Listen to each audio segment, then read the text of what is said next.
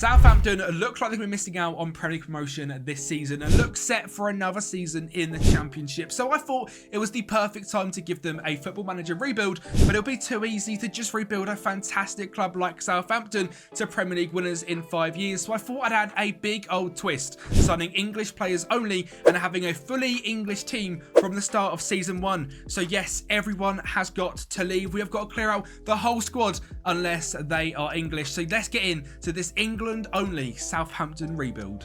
And as we look through that squad, this is going to be a very difficult task. Players like Bella Kotchap, Gavin Bazunu, Kamaldeen Suleimana, Jan Bednarek, Shay Charles, Carlos Alcaraz, Sekou Mara, Paul Onuachu have all got to leave the club. Unless you're English, you're gone. And we've already got a lot of money to spend in £33 million, which in the Championship is absolutely crazy. But selling all of them players as well, we're going to have so much money, and I'm very, very excited because this rebuild is unlike anything I've done before. Using a nation-only rebuild makes it 1,000 times harder. It means we can only scout English players. We cannot go ahead and sign anyone else. I'm very interested to see who we're going to be able to sign, how far we're going to be able to get as well, and I mean how well we can build this Southampton squad with no one unless they're English. I'm really excited, so let's get into these transfers.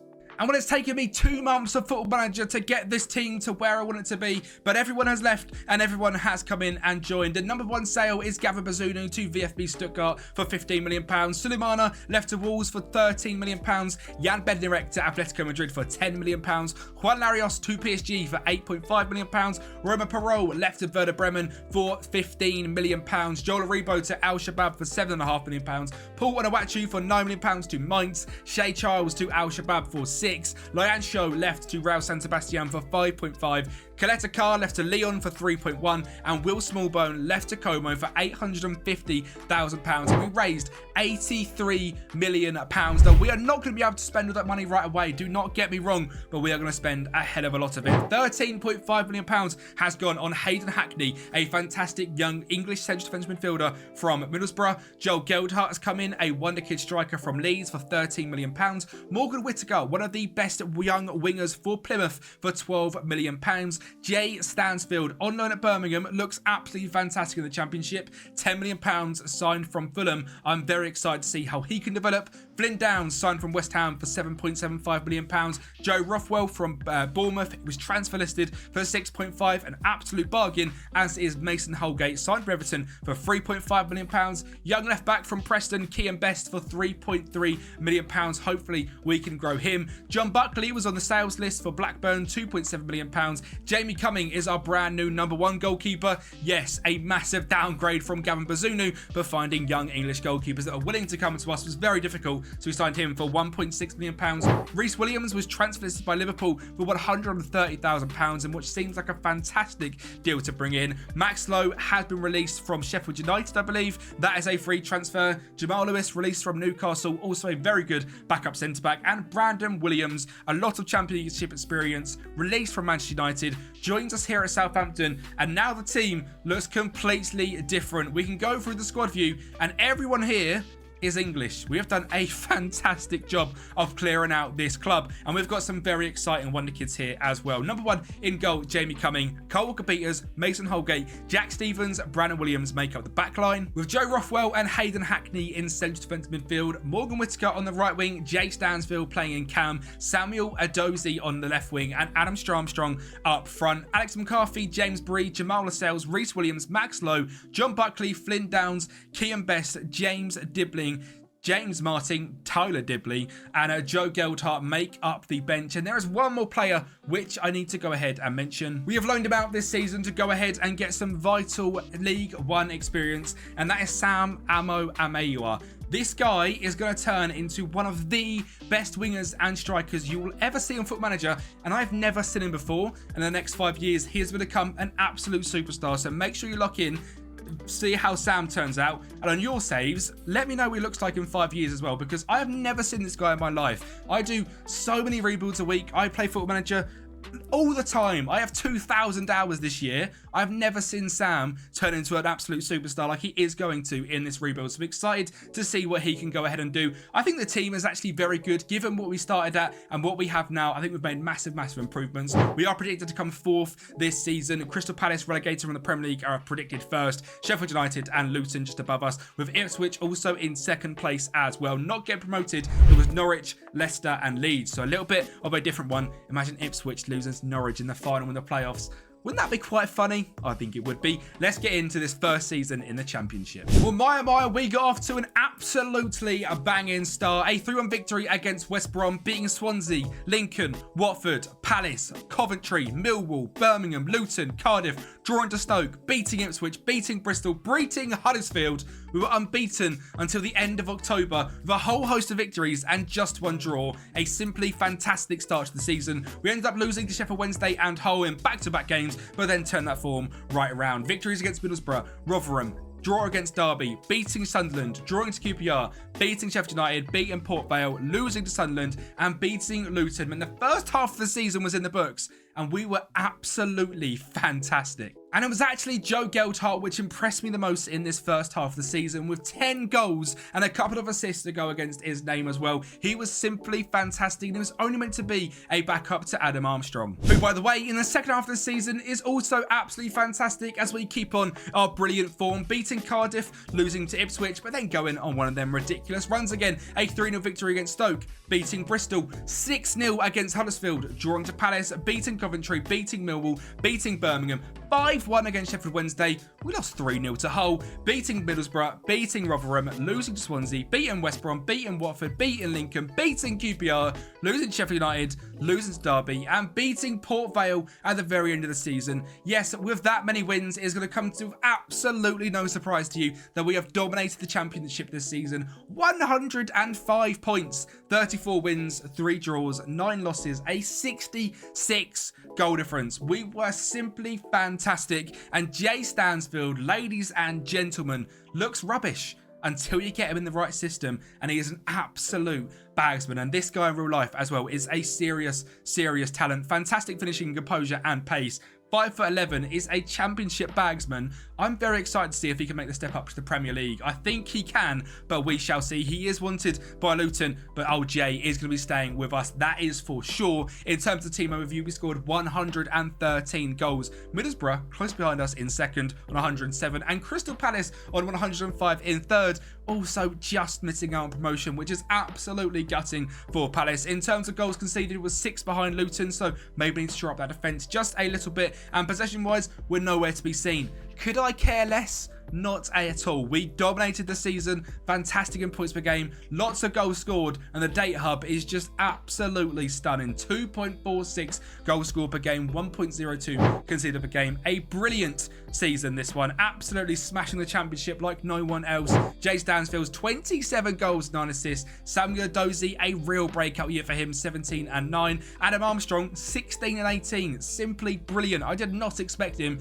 to be this good. Joe Goldhart finished on 13 and 3. Morgan Whittaker 12 and 7 with a 7.36 average rating and the highest out of the whole squad. What a signing for just £12 million. Cole Peters 6 and 13, 5 and 9 for youngster James Martin as well, in 21 starts and 21 off the bench. Can he become a superstar for us? Max Lowe was brilliant, as was Brandon Williams, sharing that left back role. And of course, we need to mention the superstar out on loan, Sam Amo Amewe, who had 47 games in League One, 7 goals and 2 assists. His stats have already started to progress. He is now a Championship level player, and he's going to be chucked right in next season into the Premier League, as that is his potential, and trust me, he can get there. He is an absolute superstar. We've also got lots of money to go and spend, 46 million and £300,000 in wage budget, and a few players as well which we couldn't sell end up going on loan who need to be sold this summer. Armel Bella-Kotchap, Che Adams and Carlos Alcaraz. The rest of the squad is completely English. If we look for the under-21s, I think there might be a few players here. A Nigerian in Prince Will Ebenasham, he needs to probably go this season. The whole English is here. And under 18s, I haven't worried about too much because they're never going to get any game time. I mean, to be fair, there's no one here that even worries me that much anyway. We have obviously got a very good youth system here, but sadly, someone like Abdul Samara from Sierra Leone cannot make the team because he isn't English, which makes it so difficult to develop players. And that's what Southampton are very good at as well in terms of this club info screen. 4.5 star in training facilities, 4-star youth facilities, and 3.5-star youth recruitment. They're a fantastic club for developing players.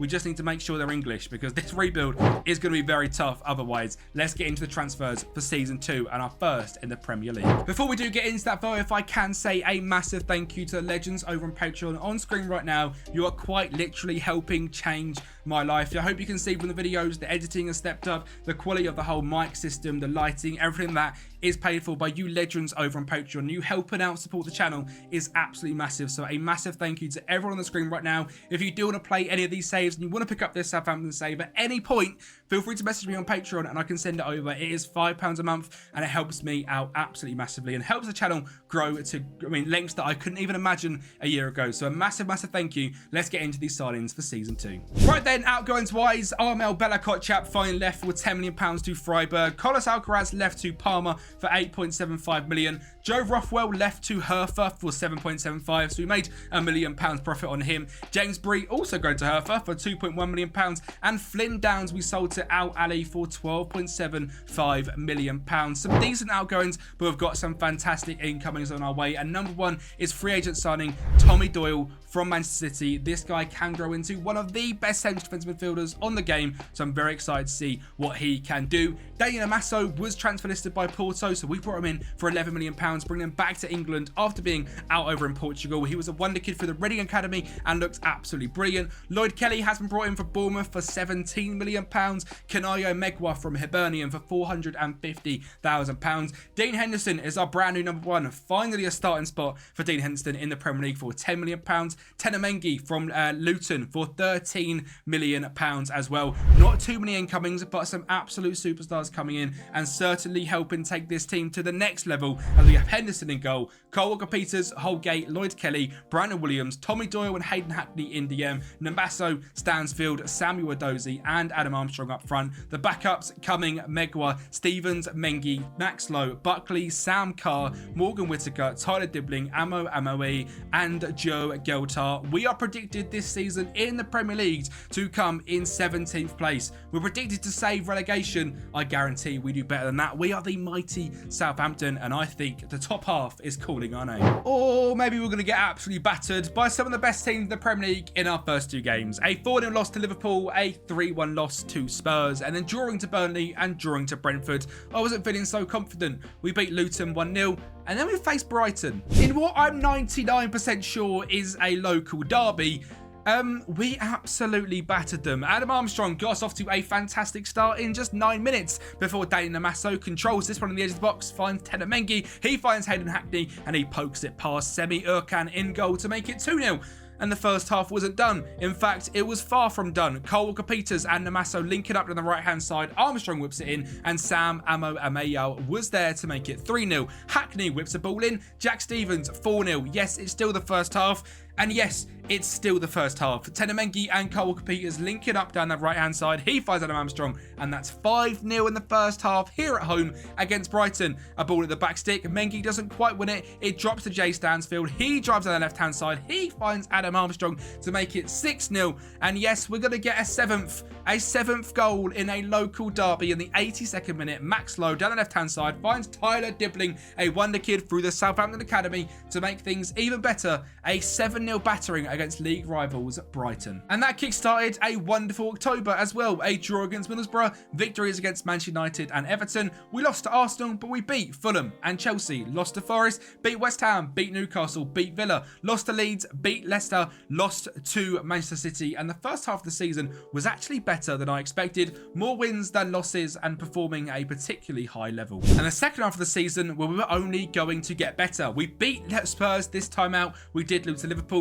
We still draw to Burnley and we still lose to Brentford. But we beat Luton. We lose to Brighton this time 3-0. No idea how there's that much of a swing, but there is. We beat Middlesbrough 5-0, beat United 4-2, beat Everton 2-0, lost to Arsenal, drew to Fulham, and then we're just simply brilliant. We beat Chelsea, we beat Forest, we beat West Ham, we beat Newcastle, we beat Villa, we beat Leeds, we beat Leicester, we lost 4-0 to Manchester City yet again. And that means in the Premier League, in our first season with an English-only squad, we have somehow scraped Champions League football.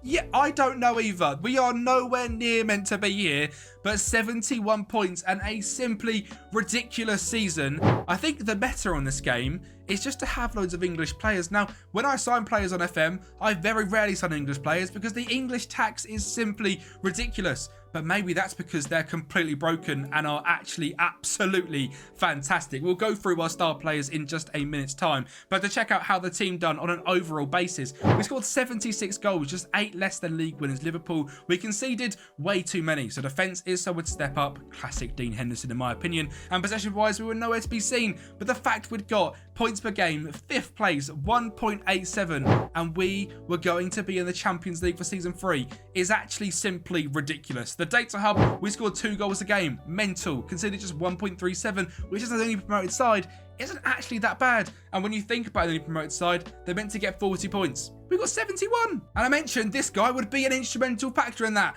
Look how much his stats have grown. 14 goals and 3 assists. You're telling me this guy was a championship player before this season? An absolute joke. We're going to check out his attributes and how he has grown this season. I've never seen growth like this in 12 months. Plus 4 agility, 2 acceleration, 3 balance, 4s, 3s and 2s. Absolutely everywhere.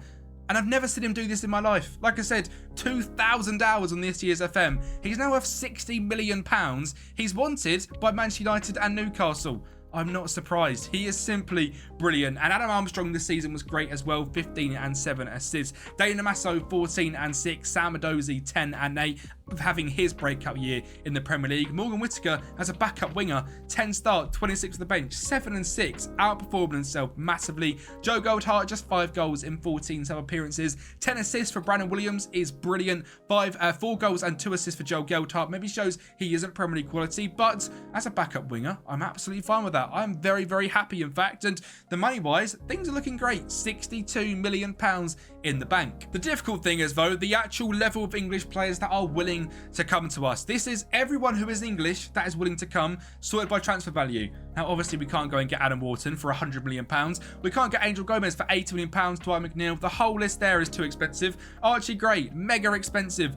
All these players are crazy. We could potentially get someone like Cole Palmer in, but genuinely, the quality of English players that are looking to join someone at our level is not as high as I was expecting. Eberieze might be someone to get in for 30 million, but genuinely this list does not fill me with a lot of confidence for keeping this team as a Champions League level side. I think next season is going to be incredibly difficult, and that's if we can keep hold of everyone as well. Which we couldn't, of course, because one of our best players from last season, Daniel Amaso, has left the Saudi for £37 million, where he is now earning £500,000 a week. I'm sure he's quite happy living his best life over there. So just 4 signings for us. Number 1 is wonder kid Jack Hinchelwood, signed from Brighton. This guy has got one of the best potentials on the game and is going to be locked into that central defensive midfield role for the foreseeable of this rebuild. Max Kilman has joined from Brentford for £25 million, a big upgrade as centre-back. Sam Greenwood has joined from Leeds as a backup striker as we look to just bring in someone to compete with Adam Armstrong. And finally, our superstar signing, Eberieze. I mentioned him just a second ago.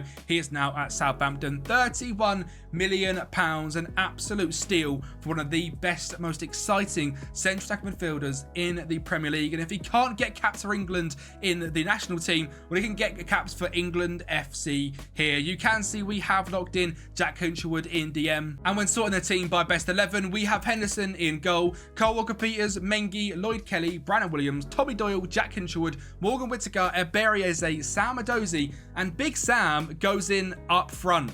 Absolutely mental. We're going to keep a track on how he does. We have already played 1 game in the season. I think we should stop the count here. We won it 4-0 as well in an absolute, 5-1, sorry, an absolute battering against Crystal Palace. Now, I want to say I've got a brand new editor for this video. He's a Crystal Palace fan. I've just stolen his favourite player and I've just beat his home team 5-1. Big apologies, but we have gone ahead and battered them, and it's time to get into the transfer, the results of season number 3. And well, after that 5-1 battering of Crystal Palace, we went ahead and drew to West Ham and lost to Aston Villa. We did beat Brighton 2-1 and then lost to Liverpool and Chelsea in September, while beating Nottingham Forest, and then went unbeaten in October, which sounds impressive, but when you think we beat Man City 3-1, beat Arsenal 2-0, beat Spurs 1-0. That's even more impressive. A fantastic October, a decent November as well, drawing to Luton, drawing to Brentford, but beating Newcastle meant we were 6 games unbeaten, and that run carries on to 11. Sadly, with 3 draws against Bournemouth, Leicester and Leeds, but beating Chelsea and Wolves before losing to Everton and drawing to Manchester United. But the first half of the season had gone very well. And again, we've got to shout out a man like Sam, because he has been absolutely brilliant. 16 dribbling, fantastic speed, fantastic finishing and composure. This guy can play on the left wing, or he can be a bagsman striker, and he has showed that in the first half of this season. And when he helped us win the game against West Ham to kick off January,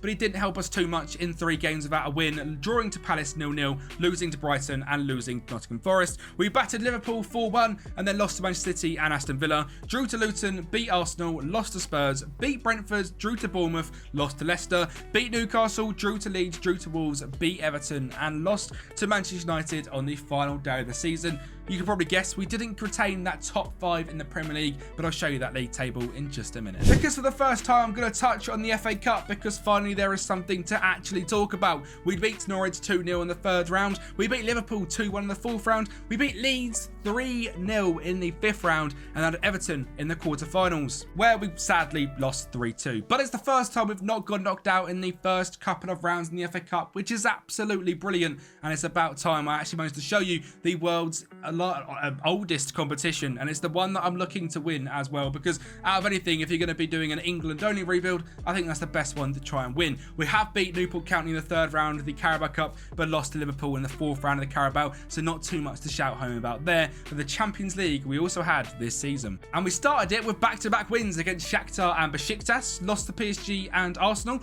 but then won every other game. Maccabi Tel Aviv 2-0, Club Brugge 1-0, Borussia Dortmund 3-0 with goals from Berriese, Sam Greenwood and Jay Stansfield, beat Napoli 2-0, and they set up the league phase to finish in 6th place, which means we skip the whole league, knockout playoff round malarkey, and we go straight into the round of 16 where we faced up against Besiktas yet again. And winning our first game in a European knockout in a very long time for Southampton, we go away to Turkey and away to Besiktas, and within just 12 minutes we settled the nerves with a fantastic finish from Tena Mengi. Armstrong then finds Mengi yet again to find Armstrong. He gets in to Sam in the middle, and he makes it 2-0 in 25 minutes. Tommy Doyle finds a backstick cross, it gets headed out, it drops to Kelly, it drops to Armstrong, and Sam Greenwood's there to make it 3-0. And just 5 minutes from the end, we're going to go ahead and get a 4th and secure ourselves a quarter-final spot. A good finish from Hayden Hackney makes it 4-0 in the first leg, and that was away from home. We did lose 1-0 at home, but that doesn't matter, because we are into the quarterfinals and we have Copenhagen up next.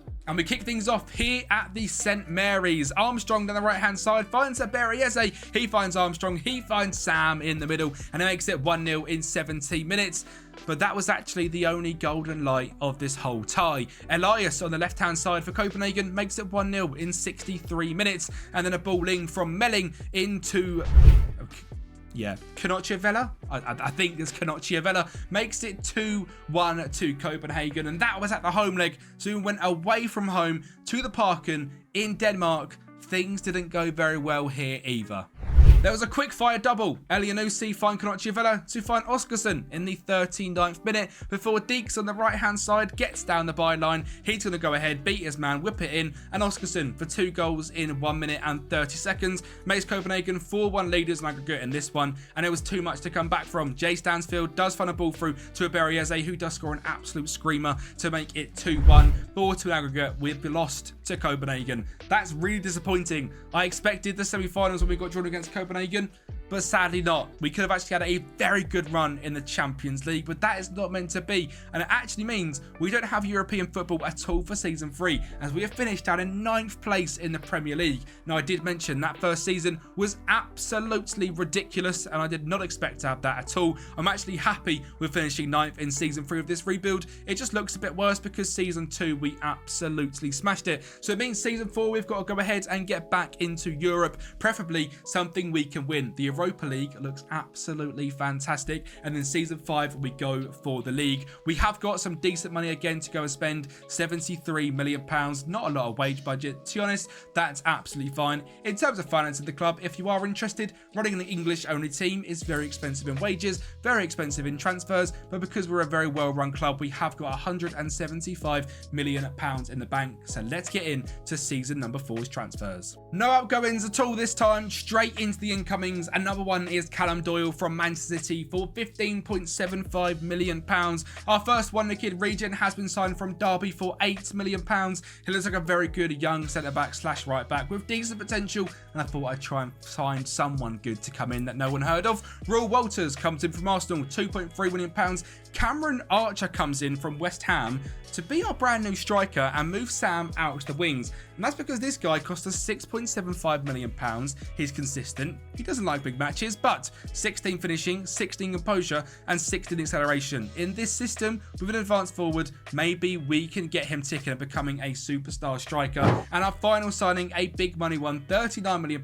One of the best young English centre-backs in the Premier League is Jared Bramthwaite. Nicked away from Everton. Fantastic bravery, jumping reach, heading, marking, and tackling. Had a big boost on the winter update of Football Manager, and he makes a massive difference to this Southampton side, which now looks like Henderson in goal, Walker Peters, Bramthwaite, and Lloyd Kelly with Brandon Williams at the back. Hinshelwood developed very well last season alongside Tommy Doyle, with Sam Adozie, Eberieze, Sam, and Cameron Archer as our front five. Samura is a wonder-kid goalkeeper that has developed to being a very good player. I think this was the guy that actually started off with Sierra Leone nationality.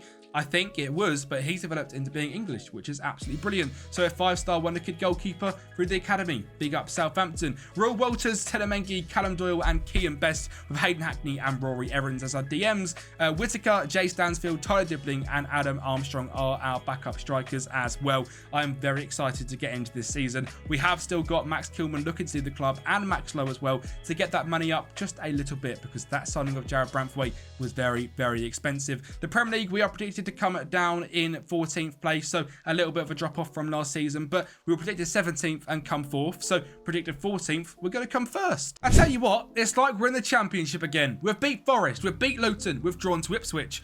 They're all Championship scenes, right? We've beat Brighton, drawn to Leeds, drawn to Brentford, beat West Ham, drawn to Arsenal, and beat Manchester City. That means we have just gone 9 games unbeaten to kick off the Premier League table. We're then going to go 4 games without getting a win, losing to Villa, drawing to Newcastle, drawing to Burnley, and drawing to Chelsea, drawing to Leicester, beating Hull, and losing to Spurs, United, Liverpool, and beating Everton. A very topsy-turvy start to the season, but much better than I expected.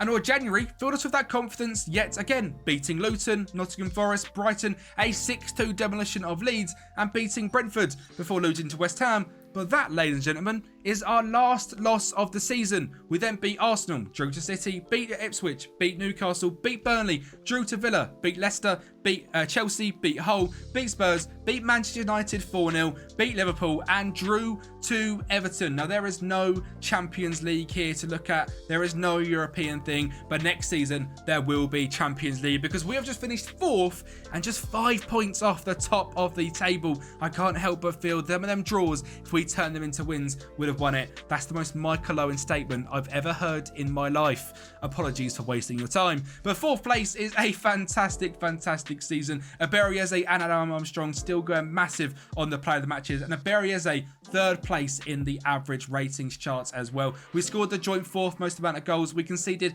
the 5th most. So that signing of Jared Bramthwaite massively helped the team and was a massive appointment to get in at centre back. But it's time to look at the cup competitions.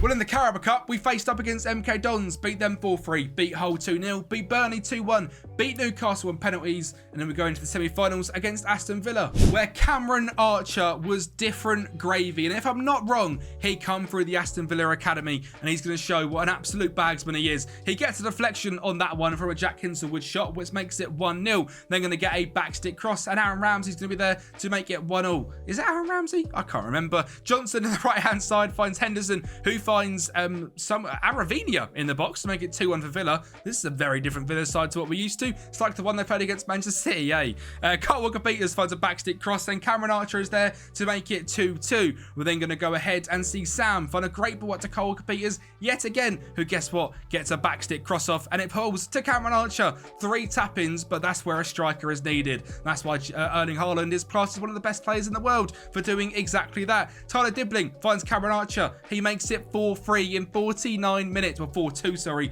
4-3 is about to happen due to a defensive error. Aravinia is going to drive down in the goal. He's going to put it past Dean Henderson. 4-3, a fantastic first leg. But for some reason, we forgot how to score a goal and lost 1-0 and lost on penalties against Aston Villa. After scoring 4 goals, that seems ridiculously harsh, and we're not going to be in the final of the Carabao Cup for Season 4. That's when we're going to have to tick off in Season 5. Can we win the FA Cup in Season 4, though? Well, we're going to go ahead and beat Cardiff and Bournemouth in the early rounds and absolutely batter Arsenal in extra time 4-1 to get through to the quarterfinals. We'll beat Brighton on penalties, and Chelsea stood in our way for the semi-finals. Could we make an FA Cup final? Well, we got off to a simply brilliant start. Eberieze flicks a great ball to Adam Armstrong, who fires a screamer into the top corner, and he is an absolute superstar. Jonathan David then finds Enzo Fernandez to find Oscar Gluck, another absolute superstar, to make it 1-0. It is now the second half, so it's time we scored our second half goal. A fantastic ball in, and Cameron Archer there in the 6-yard box yet again to make it 2-1. Chelsea, however, link up down this right-hand side. A ball in to Christopher Nkunku in the 65th minute before the 98th minute. Yes, the 98th. Nkunku is too good. A deflection. Henderson can't save it. And Chelsea win the FA Cup semi-final. So this season, 2 semi-finals, both lost. 1 on penalties, 1 by a deflected goal in the 98th minute. Absolute heartbreak for Southampton fans. But Season 5, we have got a lot to play for. We're in the Champions League. We need to go ahead and win the FA Cup as well. This season's stand-up performer, Cameron Archer, 18 goals and 3 assists. Eberieze, a 7.39, 15 goals and 10 assists, also brilliant. And Adam Armstrong has proved me wrong every single season. I look to replace him. He scores 18 goals and 6 assists. I don't know why I'm trying to replace him, because he's 31, but he's absolutely brilliant. Sam as well this season, 12 and 6, only worth £95 million. Not too much to worry about. 10 assists from Brandon Williams, again, absolutely superb on a free agent. And Kyle Walker-Peters, 11 assists as well. We have still got £68 million to go and spend, so I think Season 5 we go for it all. We're gonna have to do that by signing a brand new keeper, because Dean Henderson has gone back to Manchester United for £23 million. Sam Greenwood has also left to Sheffield United, raising £30 million, and then we had over £100 million to spend. So I spent 88 of it on Archie Gray. Yes, it's absolutely ridiculous. Yes, this rebuild has absolutely no boundaries. No, it's not realistic. Yes, Archie Gray is going to dominate midfield with Jack Hinchelwood here at Southampton. I'm very, very excited to see what they can do together. James Trafford then come in from West Ham for £32.5 million as well. A fantastic signing to replace Dean Henderson. And Tino Livramento, signed from Manchester City, of all teams, for just £28 million, comes in to replace a sold Kyle Walker-Peters, which means our squad is not only looking better, but also younger and better for the future. James Trafford in goal, Livramento, Branthwaite, Callum Doyle and Brandon Williams as our back 5, Archie Gray and Tommy Doyle / Jack Hinchelwood in DM, with Sam Edozie, Eberieze, our superstar, Big Sam, and Cameron Archer, with Samura in goal, Will Walters, Mengi, Lloyd Kelly, Sarkodie, Hackney, Hinchelwood, Whittaker, Stansfield, Dibbling, Armstrong, Mega Homer, Ryan Evans, James Martin, Adam Lee, so many other players here as well. And like I said, Kyle Walker-Peters has also left the club. The squad is looking brilliant. That is a very good English side. It's not got any superstars in it, but the talent is there from back to front, and I'm very impressed with what we've managed to build. Let me know in the comments down below where you want me to go next. Is it Germany? Is it Portugal? Is it Spain? Let me know in the comments down below where you want me to do a nation-only rebuild, and I'll make sure to get that done. But Season 5, it's time for trophies. And I tell you what, we're going to have a very good go at it as well. A 2-1 victory against Liverpool, a draw against Forest and West Ham, but beating Wolves, beating Newcastle, beating Aston Villa in a Brighton draw sandwich means an unbeaten start to August and September, and then losing to Spurs and Manchester United, drawing to Chelsea, and then going on one of them runs again, beating Bournemouth, drawing to Leicester and Brentford, beating Luton, beating Leeds, beating Arsenal, beating Newcastle, beating City, beating Fulham, losing to Everton, drawing to Forest. The first half of the season in the books, and what a season it has been so far. Just 3 losses to kick off the start of the league. And while January had only 2 games, a loss to Liverpool and a win against Brighton, we then beat Villa 2-0, beat Wolves 5-0 and Spurs 2-0. Lost to West Ham and Manchester United 3-2 and 2-0. Then beat Chelsea, beat Bournemouth and beat Leicester 4-2. Lost 4-1 to Brentford, drew to Luton, beat Leeds, drew to Arsenal, beat City 3-0, who by the way have fallen off, drawn to Fulham and beat Everton. I am going to show you the table nice and early because I'm a nice guy and because realistically we couldn't catch Manchester United. 92 points, an unbelievable season for Manchester United, so we couldn't win the Premier League with 5 seasons of signing only English players going from the Championship. So that's the goal in another nation to certainly try and win the main division. Rasmus Højlund, 25 goals. Alejandro Garnacho, 15 assists. As a United fan, I'm a big old fan and I'll take it all day long. I couldn't care less about the Southampton rebuild if them two are smashing it like that. But it's time to check up on the oldest competition in English history. Well, in the very first leg, we had to scrape through a replay against Sunderland to beat them 2-1. West Brom got dispatched of 4-1. We beat Newcastle 4-2, beat Norwich 3-0, and the semi-finals are here already. We only had to face Nottingham Forest and we beat them 4-2, setting up a final against Liverpool, where surely we can finally lift our second trophy of the rebuild, the Championship, and hopefully the FA Cup. But a fantastic free kick from Ibarra as they got off us to a great start before Vinicius Jr. puts it 1-1. Well, in the 80th minute, we had our own superstars. Tino Livramento drives down the line, finds Ibarra to make it 2-1. But of course, the magic of the FA Cup, they say. The 95th minute classic Liverpool way over injury time goal as Castro puts it past James Trafford, who by the way is also injured, to make it 2-2. But in the 116th minute we had our FA Cup magic of our own, and it's Morgan Whittaker, the signing from Plymouth at the very start of this rebuild, who scores and makes Southampton FA Cup winners, 3-2 victors, and we have lifted the oldest trophy in the history of football and the oldest trophy in England as well. And I'm very happy to say that is the biggest trophy we have ticked off this season. The Carabao Cup, we got 4th rounded by West Ham, so sadly nothing coming out of this one. And the Champions League, as much as I'd love to drag it on and, you know, tease you all with how we done, we got knocked out in the quarterfinals by Inter Milan, sadly, but we're never going to go ahead and win that one. It's a bit disappointing. We never managed to play in the Conference League or the Europa League because based on how we performed in the Champions League, I think we easily could have gone ahead and won one of them competitions. I mean, in the league phase this time, we finished in the top 8 yet again. We'd have probably won the Europa League in terms of the league phase and the Conference League this season. Same for season 3, I imagine, as well, because we were brilliant in both of them in Europe, and I think we'd have done the exact same there as well. Our standout performers, and there is someone to certainly go through. So Adam Armstrong, 19-8 at 32 years of age. He's only a 2-star player. That's why you don't need to look at star ratings too much. Apparently, he's just a good Championship player. Lies. 14 finishing, 12 composure, great speed. He's still absolutely bad goals, and what a player he has been. Cameron Archer, 15-1, and then the man we all need to look at, Sam Amo Amayal. He is wanted by Manchester United. He has got value of £96 million. He has got 12 caps for England and 5 goals. And as mentioned, I have never seen him before on FM, and he is absolutely fantastic. So I'm going to be keeping a big old eye out on how he develops on future saves, and make sure you look at him on your save as well to show his progress throughout this whole entire rebuild. Looking at these all-time attributes, it's simply ridiculous. I have never seen a player grow this much, especially when I've never actually heard of them and never seen him on the game. An absolute superstar who you guys need to be going out and checking up on. Ibarra, brilliant, 14 goals and 15 assists. Sam Adozie, 11-9, another one who is rather expensive, but he has developed very well as well. A shame to see he hasn't the cap for England, but he deserves it because he's been absolutely brilliant. I do want to check, have we got anyone else in this team? Sam Amaye and James Trafford. A massive dub for Southampton. I hope you have enjoyed this England-only Southampton rebuild. Make sure you like the video, subscribe to the channel. YouTube recommends you watch that one. I recommend you watch that one. And also hit that button just up there, subscribe to the channel, and I'll speak to you next time.